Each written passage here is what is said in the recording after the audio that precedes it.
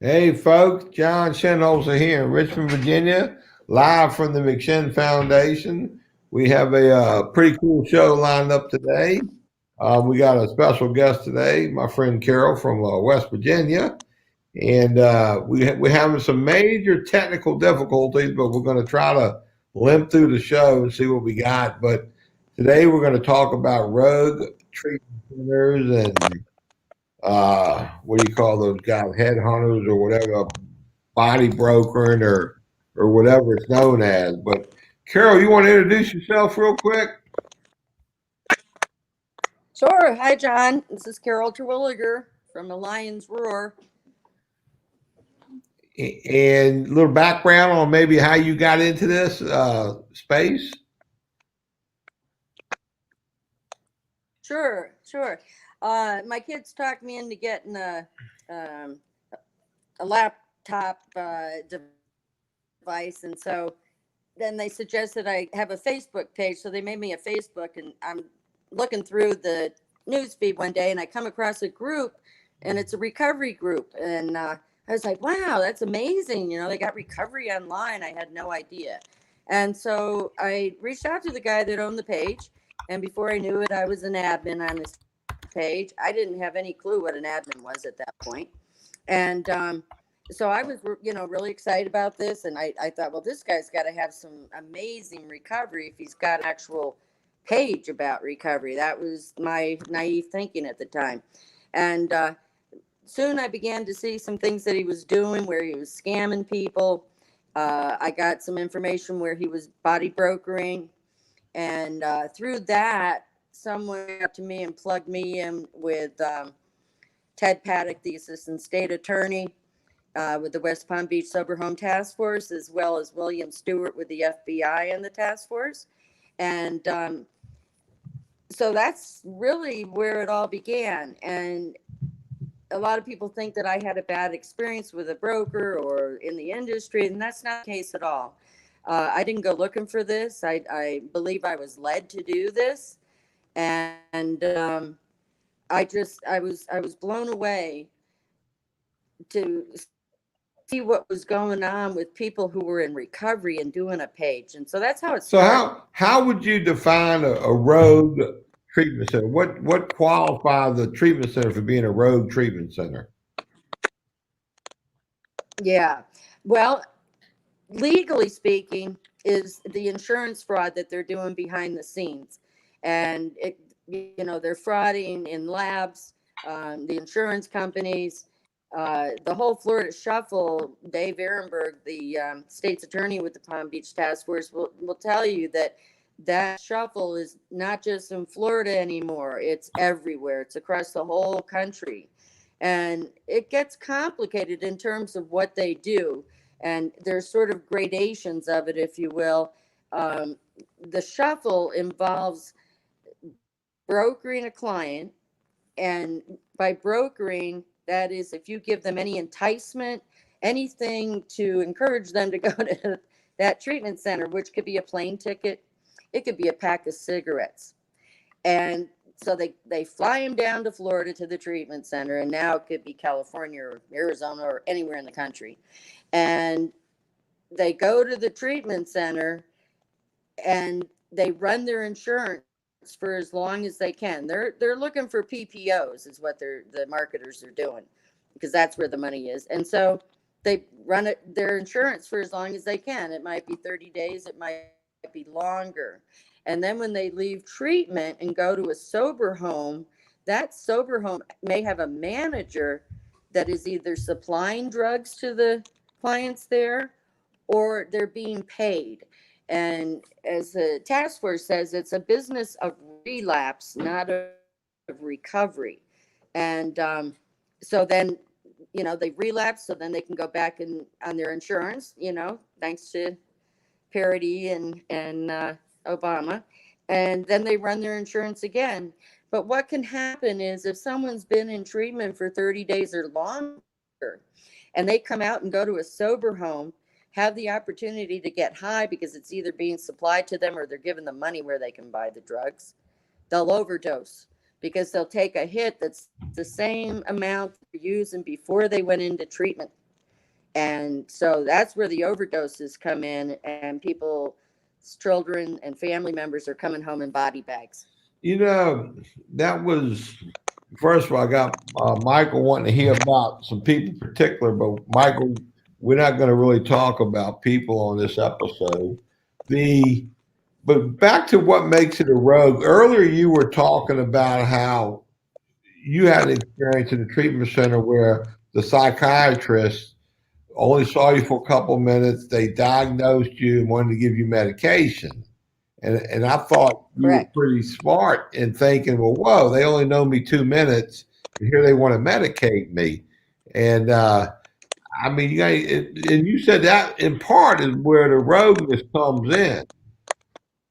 Yes. I'll tell you another part of that story, John, that I didn't touch with you, and that is this. When I went in there, I was taking an antidepressant, and I've been taking it for 20 years. And he took me off that antidepressant cold turkey. And I know you don't do that with an antidepressant, but I thought, well, I'm getting cleaned out from everything else. Fine, take it away. Right. And he had to do that because he had these other medications in mind that are very costly.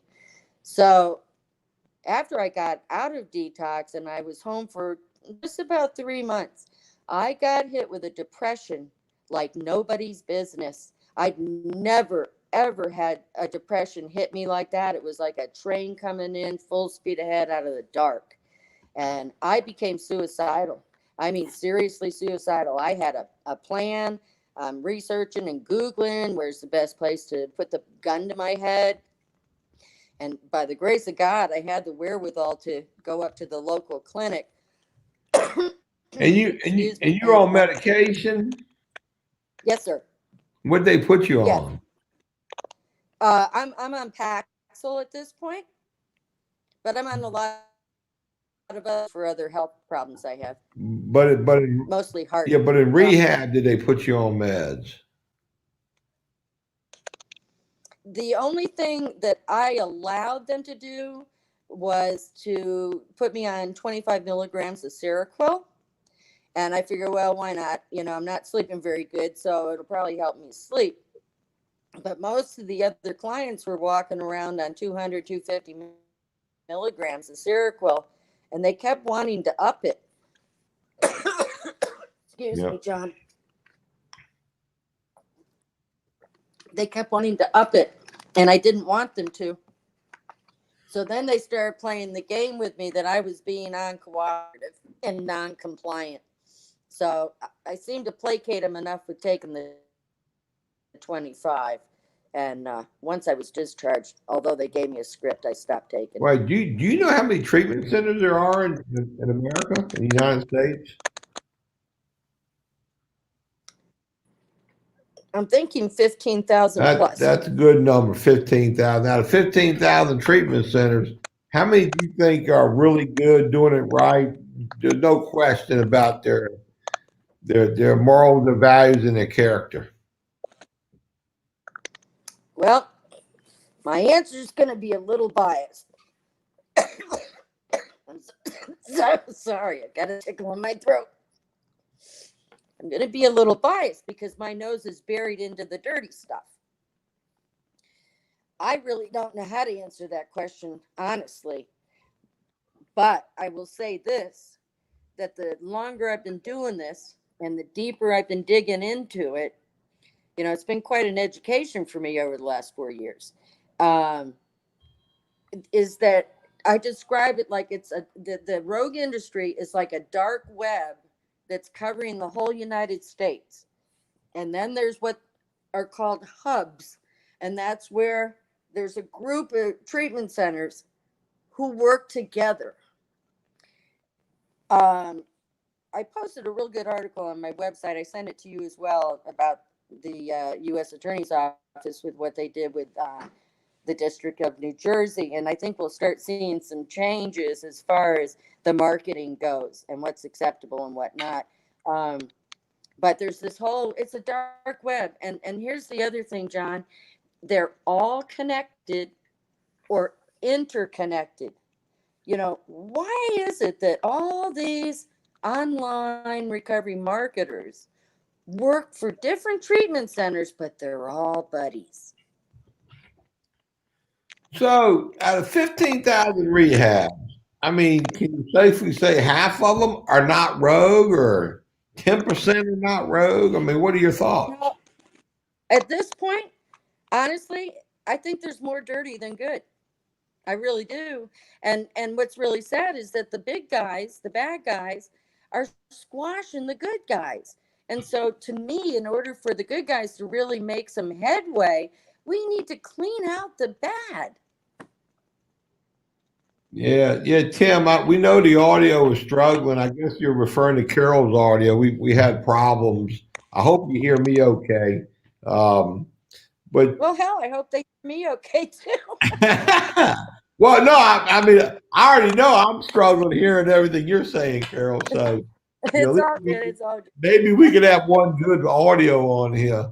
But okay, so we got a screwed up treatment center industry. And the sad part about it might be is that you go to treatment, there is no guarantee you're going to recover, you know? Nope. And, I like one of my buddies. I know I'm okay to shout out Rich Jones down in Favor, South Oh, Carolina. You know, I we love it. might, we need to revisit our whole spectrum of care when it comes to addiction and substance Yep. use disorders. And there are a lot of venues for recovery, a lot of pathways out there. Treatment, when done properly, is a good start. Okay. I'm a byproduct of treatment. I went in 1982, meat and potato, Marine Corps rehab, Minnesota model, and I'm here 38 years later, still clean, helping people, trying to make the world a better place. So I know what decent nuts and bolts rehab should look like. But I also know what slimy shit looks like too. I know what Kenny came past the smell test.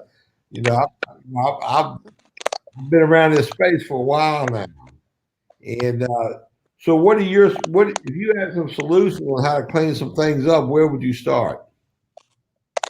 Uh, I, people, well, first of all, as far as the online recovery community, I wish more people would step up and speak out. I understand the fear and I respect that, but we do need more people speaking out. Taking it a step further, anybody that has any interest in improving this mess that we're in needs to get hold of their legislators and do what New Jersey did and create some new legislation that defines better than what we have right now as far as what marketing tactics are acceptable, ethical, and that kind of thing. Well, I think they did they pass a law recently about marketing and trying to monopolize social media, the marketing stuff. So I thought the marketing took a hit lately. I have no idea. I have Yeah. no idea, but I, I'll say this, that since I've been doing this for 4 plus years, it's the same marketers are out there right now as there were 4 years ago. And what I have seen, and this is my observation, is that there's one marketer in particular, and he has worked for 3 treatment centers that have been taken down. Okay. And he worked for them and knew they were dirty. All right. Well, he's still out there. He's still, my belief is that what happens is the alphabet boys, if you will, FBI, CIA, DEA, etc. They look at these marketers as the bottom feeders. They're just pittance in the big sea, right? They're the tadpoles. And so they want to go after the big guys where the big money is and whatnot. And so that's what they do. And I get that, it makes sense. But I believe that these marketers are turning state's evidence and immunity, and then they just keep shuffling on down the road. Um, it's beyond me that I have a problem in so much as law enforcement not doing something with the marketers because the bottom line is they are the gateway into the treatment center. Don't tell me that they're little peons at the bottom of the ladder and don't matter. They do matter. They do, because they're the ones that are putting them in there, out there preying on people, fishing for PPOs all day long with all their groups and websites and all that. Well, let me ask you a question. How are people supposed to find treatment that need to be in treatment? You know, if they're not finding it on their own, but they got people out there looking for folks to put in the rehab, Yeah. how are they supposed to find it? Well, I have people that'll reach out to me and ask, and I never ever refer anybody anywhere other than to SAMHSA, because my personal belief is there's no such thing as vetting at a treatment center. You can have the best clinical staff. You can go there and visit, meet everybody, the CEO, the chef, the whole kit and caboodle, and they have degrees and they're licensed, and it's looking all good. And then you throw in the pool and a little equine therapy, and hey, man, this is the deal. But what you never see, and there's no way to see it, and that is what they're doing behind the scenes. They're not going to show you how they're billing their insurance. They're not going to show you how many drug screens they're doing a week and what they're charging for them, or the lab that they're using. Do they have an interest in that lab? Do they own the lab? Are they getting kickbacks from the lab to send their labs there? They're charging for lab work that's not even necessary and isn't even done. You know, I went to my what do they call it? What's the blood pressure doctor, nephrologist the other day, and the first thing they asked me was for my insurance card and my ID card. And every time I go to my doctor, they send me to a lab to get lab work done. And when you got good insurance, they find a way to get you to every other little ancillary thing out there. Yeah. And I do know insurance companies cut deals with like rehab, like they only pay it so much. And I've heard a lot of these treatment centers, they don't make a lot of money from the insurance company because they beat them down so bad. So if they can pick up a little extra change on the lab side, I think that's a common Yeah. practice in the medical business. Yeah. I had someone send me a copy of their bill for lab work and urine drug screens in particular. And just for the urine drug screens, it was $84,000. Yeah, I heard they stopped that though a couple years ago. But if the Oh, insurance companies are still paying 80 grand for urine down in Florida, then they're idiots. well, it's still going on, John. And that's what I'm seeing happening down in Florida right now is the task force seems to be more after the doctors in the labs now than the treatment centers. Yeah. Ligotti is a great example of a doctor that was finally taken down after how many years? And that's the other thing. These investigations take a long time. They take years. It can be 3, 5 years longer. And so that's part of why I do what I do well, is that people need to be informed so that they don't get victimized. And I'm not going to sit around and wait until they try and arrest the whole country of dirty treatment centers. No, I'm going to try and get the word out there so that maybe one, isn't victimized by these people. Yeah, I think. I mean, don't get me wrong. I'm smart enough to know that any family that's in crisis, they love for their loved ones to go away, so they can get a breather for 30 days. You know what I'm saying? The Yes. But addiction to chronic illness, so it's going to happen over and over and over for most people. It's rare that you find the person that's one and they're done. We call that the 3%er. The but what we But it's called like if you go to treatment one time, you stay clean and sober the rest of your life. You're in a 3% category. yeah, 97% I of hear you. people are going to relapse, and most Yes. people relapse multiple times, multiple treatment episodes. Especially the first 5-10 years of a person's most acute state is the worst time, and a lot of people Yeah. don't make it. They don't make it through that period. But my thing is there are a lot of sick people out there. They do need to get away, even if it's only for 30 days. And if we got a perception sweeping the addiction already has a stigma attached to it. So this rogue treatment center industry, these body brokers, these dirty sober homes, that's add more stigma to the overall illness. Absolutely. Absolutely. So, They're actually, in my opinion, creating a stigma for recovery. You see these marketers that are online. Of course, I'm not going to mention any names, but those listening, they know who they are. They know who they are. They are no example of recovery. I'll put it that way. First of all, one thing I see with every marketer that's online, without exception, is they've got a problem with ego. They've got a real problem, and they look like narcissists to me. Every last one of them. That's not recovery. well, I'll That's admit I'm an narcissist. Okay, my wife will back me up on this one. So, but I'm not a body broker. I'm not a headhunter.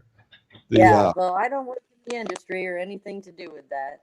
Yeah. Although So I was offered a job, I turned it down. Yeah, what are your thoughts on? You ever heard of interventionists? People in the intervention business? Yeah, sure have.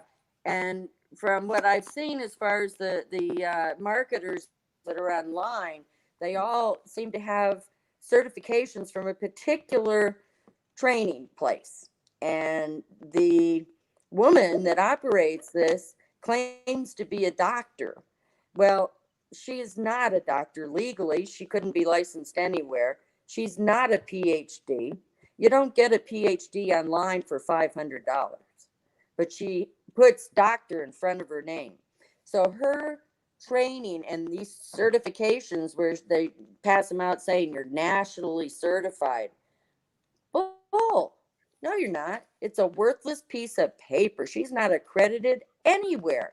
And those are the certificates all these guys are flashing. So they can be on the ground using this little certificate with some family that has no idea. Oh, he's a certified interventionist. And he makes his buck or whatever and sends them to their treatment center. And the poor person has no idea that that thing's worthless.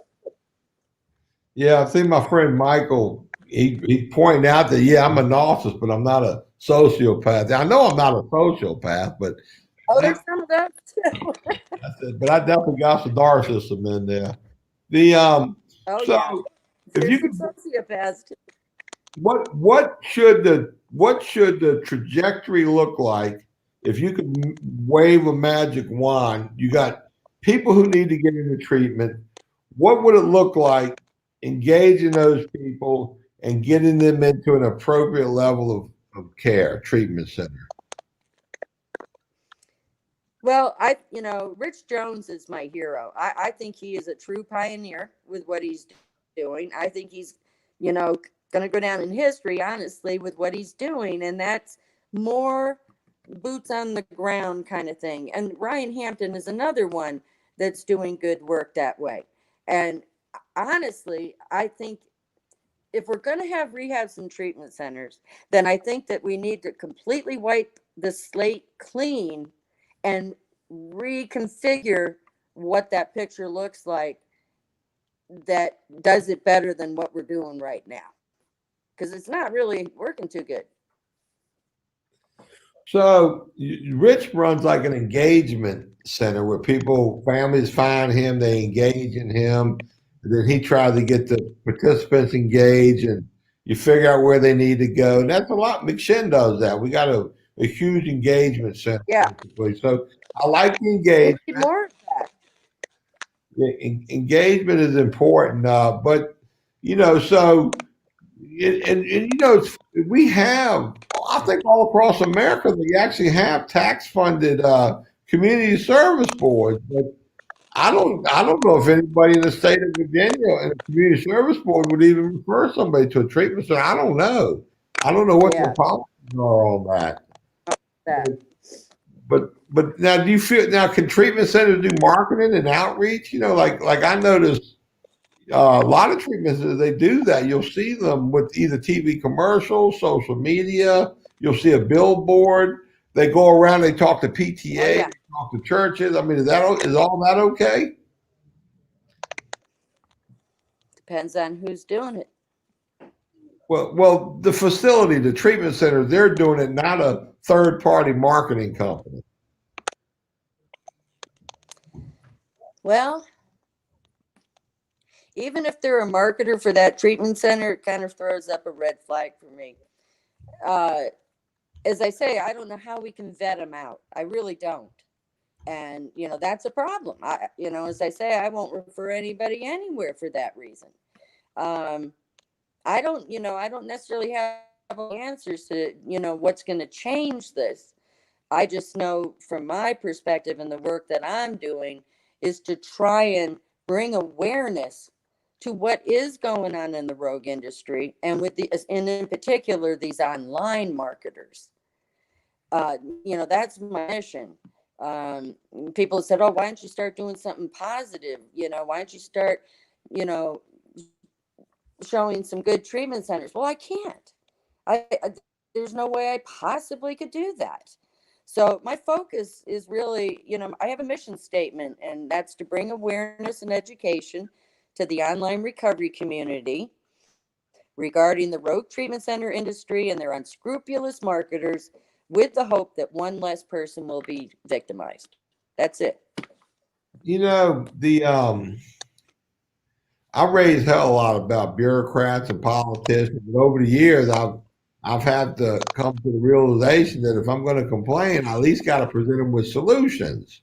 So if I don't like the way they're doing a jail or a prison, I at least got to be able to tell them a better way to do it. And I'm really good at giving you some options and some solutions. But they don't ever Yeah. listen to me. It seems like, but I do think treatment centers is perfectly okay to have people that work for a treatment center that are treatment center reps that are out in the community, pretty much informing them about who they are, what they do, what the costs are, what to expect. This is what it looks like. Outreach workers, all businesses. That's just business. This is America. You got to have that stuff. You know, I, I, Yes. I don't like some of the crap that has taken place in some of the states where there's money and people relapsing and getting them back into treatment centers that they do that shuffle you talked about. People will zero in on that. They'll target the shuffle, and they do turn dollars that way. That's disgusting to me. The Yeah. Well, but I there's know, another thing they're doing. Sorry. Go ahead, John. I'm sorry. I was just going to say, I know a lot of really good treatment centers, and they got good outreach workers, and they're honorable people trying to really help people and solve issues for families. They don't promise a cure or any of that. The good ones will tell you, look, this is just the first step in a long life of, probably struggles with this illness. So, but as you were going Yeah. to say another thing.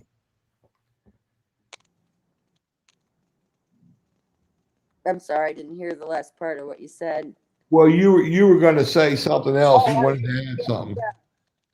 What I was going to say too is that it's not all just illegal things that they're doing, but highly unethical.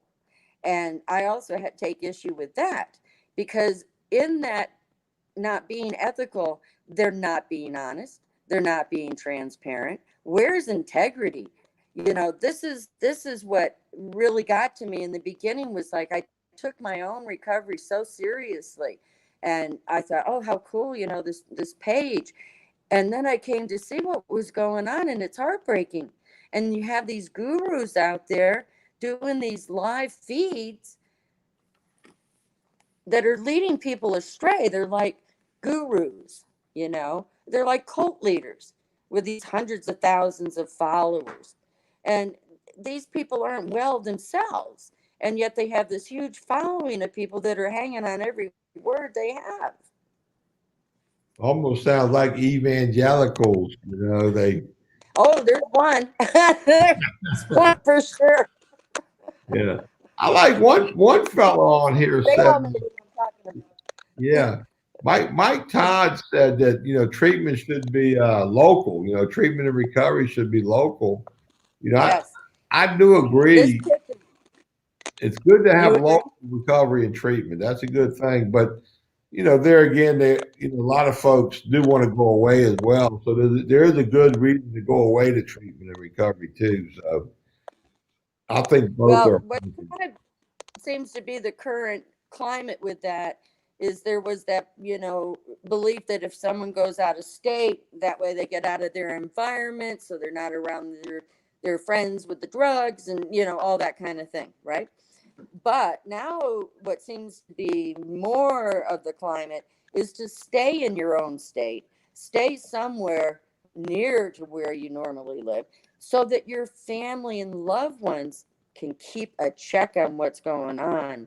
Because a lot of folks with SUD that wind up in a treatment center, they're calling home, they're telling their parents what's going on and all the things that they're going through. And because they're, you know, substance users, they're not to be believed. And the treatment centers will block them from having communication with their families. And that's a common occurrence. I've heard that story way too many times. So I think that there's a little bit maybe of a trend coming where stick in your own state. Don't go traveling off to other states, because that's where the danger seems to come in. That's part of where it comes in. But Well, I know a lot of citizens complained in Florida because all these people came into their state. Now they didn't mind making all that money and all those tax dollars coming to the state, but the minute those people started relapsing, creating problems, they wanted to get them out of the state.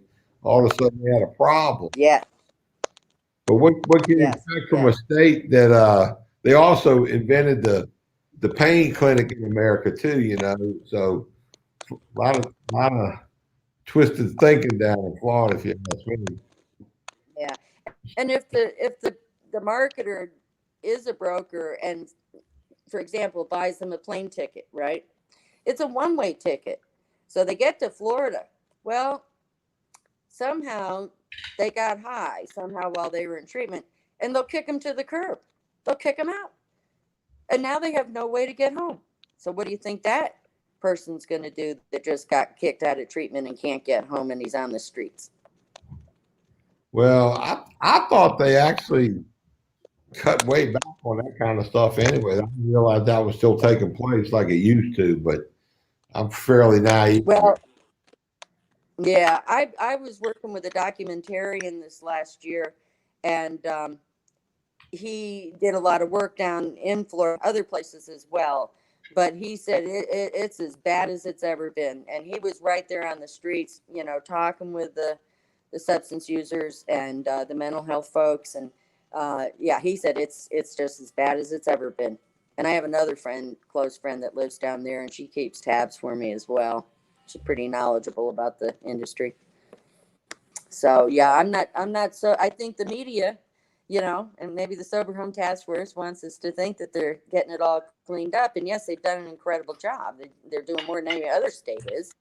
I But see I see body brokering as human trafficking, and it is.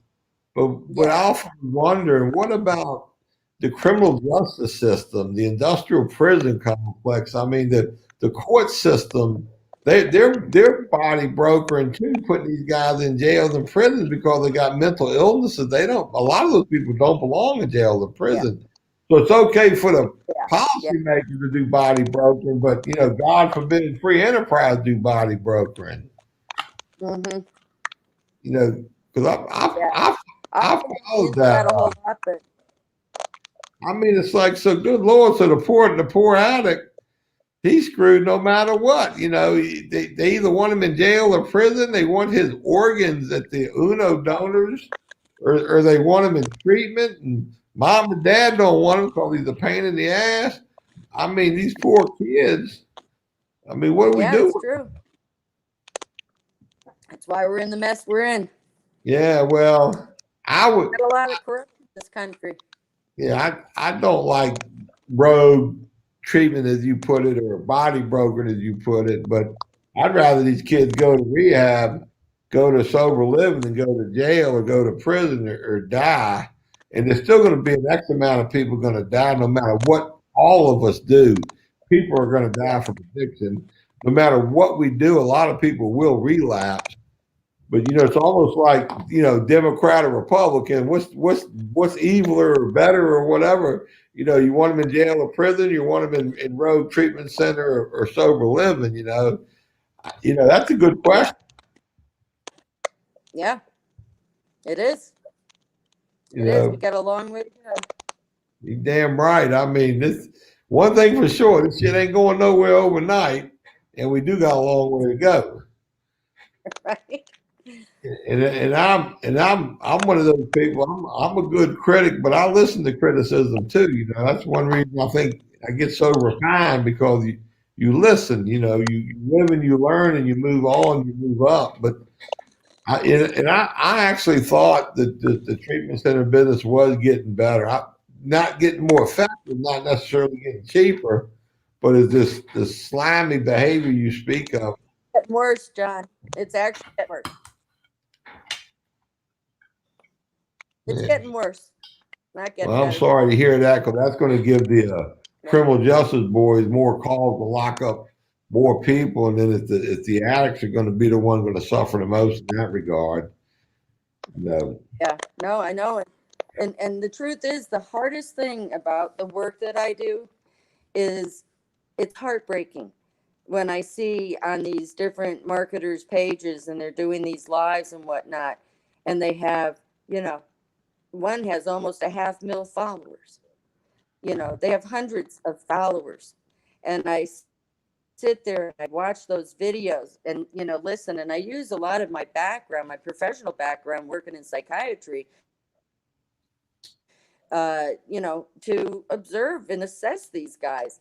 And it's horrifying. It breaks my heart when I can't even look at the comments anymore on their pages. It's heartbreaking when I see all these people that are buying into their garbage and being led astray simply because they don't know any better. I didn't know better 4 years ago. I didn't know jack shit about anything. You I know, just happened to have a lot of time on my hands being retired. I love my old friend watching this show making comments. He said, "Yeah, I John, can't. your mind is like me, in one ear, out the other." I don't know. I like to think I'm pretty open minded. I can retain some knowledge in there somewhere. So, moving on, by people are going to watch this. People are going to get feeling. Those guys are killing. They suck. They're no good. You know, we shouldn't do some of this stuff, but we need to do this. Moving forward.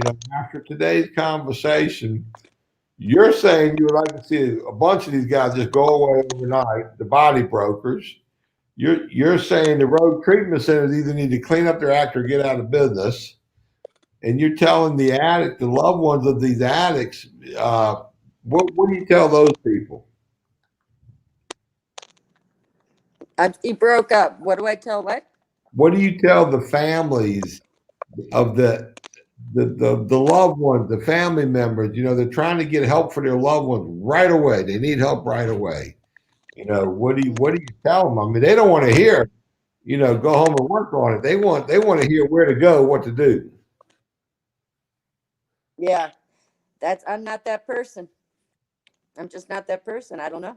Well, a lot of Honest. I do know some interventionists. It takes a lot of courage to try to help a family guide that next right decision. So there is an industry out there for this. There is that person. You're not that person, but Yeah. there is that person out there. Yeah. No, When I understand. I hear you. I hear you. You know, there's so many people that are just naive and not educated about this. So you got to start somewhere, to know what's going on so you can be a little bit on the alert. For example, if you get on a treatment center's website and they don't list their staff, that's an immediate red flag. Then they might have a picture of them with their name underneath it, but it doesn't list any of their credentials. That's a red flag. There's different things you can look out for that is a red flag that, why aren't they telling me that? And this is something that's going on with the marketers now that's so unethical. they're not putting the name of the treatment center they work for on their websites or pages anymore. They don't say. Do you know how hard it is to find out where they're sending people? Now that's bad when people go online and they get the old switcheroony there. But I like what you say Yeah, about let these organizations list their staff, their personnel, who they are, what their credentials are, what their credentials aren't. We here at McFinn, we tell all our people, I mean, we're not a clinical organization, we're a recovery organization. All of our people are in recovery with lived experience. right. That's all we got is lived experience. We don't have degrees. We might have a state peer Yeah, certification, but that's it. We yeah, have an yeah. addiction doctor around the corner. Well, yeah, yeah. Well, let me say something about the marketers from a different angle. My belief is that they were initially victimized themselves because the treatment center victimized them, and they know how to pick them. Generally speaking, someone, relatively young, attractive, but is fresh in recovery and, all enthusiastic and just, how that is in the beginning where you're just, so excited about recovery and they're probably a convicted felon, so they can't get a decent job other than maybe passing off some burgers. And so then they offer them 60K a year. And, compared to working at McDonald's, that sounds pretty good, don't you think? And you're going to save lives and help people. And after a year, if you bring in enough clients, then you're looking at six figures. There's one marketer that's made $350,000 a year being a marketer. That's absurd. Absolutely absurd. And so I think initially they're victims. But once they know what's going on, game's over as far as I'm concerned. And that's where integrity comes in, because my integrity is really, really important to me. And if I was in a position working in a treatment center and come to find out that they're doing this kind of dirty shit, I'd like to believe I'd be out of there. Even if I was making 100K a year and I wound up on the curb with a can of peas. But they don't have that kind of integrity, these guys. They're not honest. They're really, I see them as the same guys they were when they were, as one of them likes to say, running and gunning for over 20 years on the streets. They're the same people. They've just gotten themselves dressed up in what they're calling recovery clothing. But they're still deceiving. They're still lying. They're still misguiding. They're still deceiving. They're still doing the exact same stuff they did when they were on the streets, and they're good at it. So they haven't had the spiritual awakening that you had or you wish they would have. I do be honest with you, I do hear some personal stuff playing out here a little bit, but there's some still legitimate concerns. You know what I would like to do, Cheryl, sometime in the near future. You have a pretty good following that, your lines roar. I would like to put together maybe a another format, do an event where we can flush out maybe half a dozen people who can articulate, in different aspects, maybe some of the wrongdoings. But I'd like to flush out more solutions. How can we correct it? What needs to happen? Is that something you'd be up I'm for? up for that. Absolutely. I'll take all the help I can get. Yeah, maybe But we'll organize an online conference. We'll talk about it. Yeah, I've never seen a conference like this before. The rogue industry, body brokers, but I'm big on solutions too. I do like to blow shit up, but be ready to build a new something. So yes, yes, we'll, I would be 100% on board. yeah, I like to do that. And I see you got some followers. It looks like, so maybe you could we'll get a little committee going and try to put something together real soon on this. Yeah, I can't see the comments, and I'm glad that I can't. So I didn't want that as any kind of distraction. I just wanted to be able to look at you and have a conversation. Well, I think the comments are fair enough. I mean, obviously a couple people got some grudges against a couple people, but other than that, half of it seems legit. I mean, some of the comments are like what I kind of said. What do we do with people? We got to help people. We can't let people die. Yeah. So, and this is America. I'm not opposed to business or people making a living either. I think it's important to make a living. I think it's important to make a good living. So I don't want to interfere with people making a good living. And we are a healthcare. We're in a healthcare section, and you look at the other Yeah. healthcare around us, you know. So I think that the treatment field is certainly entitled to all the glory that you get in all the other healthcare industries. So it's an odd situation because when I got clean in '82, it was all about spirituality, spiritual awakening. Didn't matter how much money you had and how much you had. You could be in a rehab if you need to get in one. And here we are in 2020, and it does seem to be a lot about the money. You ain't going far without money unless you're in a Yeah. charity of some kind. And then, like, we run a charity at McShin, but I can't run a charity on air. I don't get Hmm. I don't get insurance reimbursement, but I'll certainly let most anybody donate to my charity so we can continue to do our work. I mean, Yes, absolutely. me and you had a side conversation about me taking donations from treatment center industry. Any treatment center in America can write me a check. I take it in a heartbeat, but that don't mean I got to send them anybody either for that check. So Yeah. Well, I suppose as a nonprofit, if treatment centers are donating to your nonprofit, that's awesome. They're backing you up. But I think then there comes in that line, and this is, speaking of ethics, and that is if you were then in turn referring patients to the treatment centers that were making these donations to you. That's a little bit of a fine line, I think, ethically speaking. we out of McShin, for example, I doubt we have a referral a week to anybody. So we're not a Hmm. gravy train for anybody. So, but we Yeah. do. I got no problem referring to people though, none at all. And then I've been around long enough to know if you're a kid, I would refer you to this treatment center. If you're an adolescent, I'll refer you to this person. If you're an older Yeah. person, a wealthy person, I'll refer you to this person.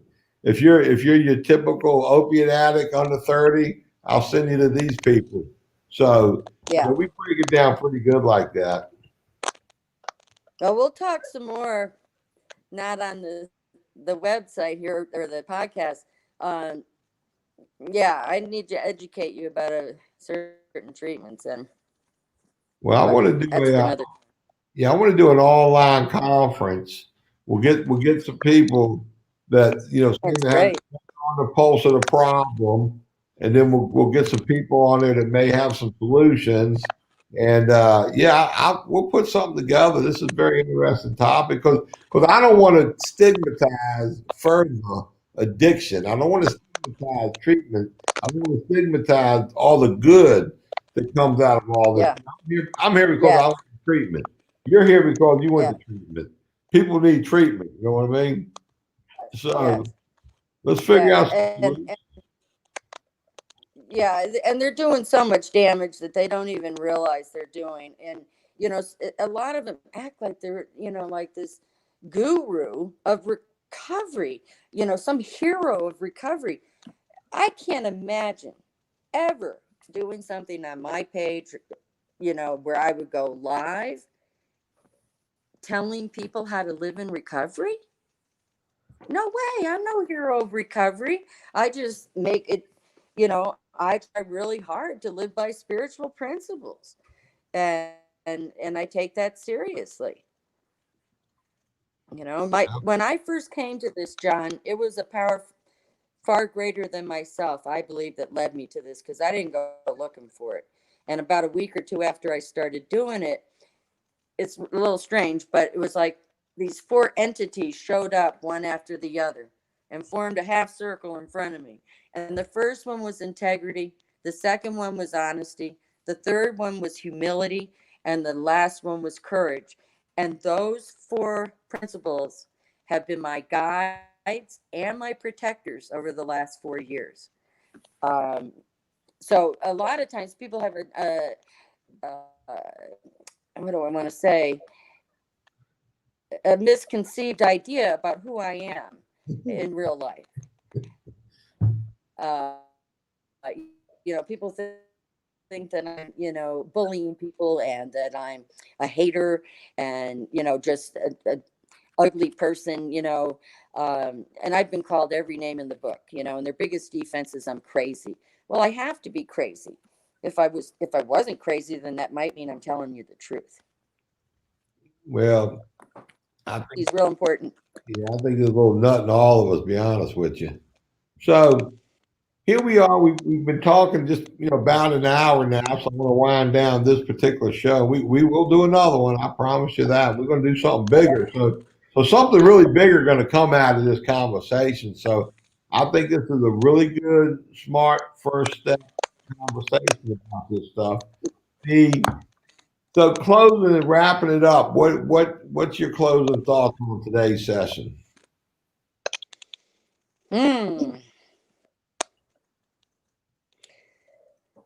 Let's all keep being honest, open-minded, and willing to look at the truth. Well, that's well said. We're going to leave it at that. And I'm going to thank everybody for tuning in today. Carol, thank you so much for coming on. There's going to be more later, of course. Thank you, John. Todd, did we miss anything? You got anything to add, Todd? No, we're good. We're good. All right. There's going to be more later, gang. Stay tuned. God bless you. Have a good day. One thing we do here, we always educate our participants. I want you to leave here after your 30, 60, 90 days or however long you stay and leave. I want you to be educated about the disease of addiction, about substance use disorders, what you need to do to personally recover. But I want you to know why we don't have the support we should have. I want you to know where all the funding goes, what the thinking is of our culture, why we're the way we are. And just for the record, everybody put it right in. I hereby deputize each and every one of you as an ambassador to be a face and voice of recovery from here on out. You've just been deputized. You just became ambassadors of a recovery movement, an authentic recovery movement. What authentic means is about people in recovery themselves. This is our call to action.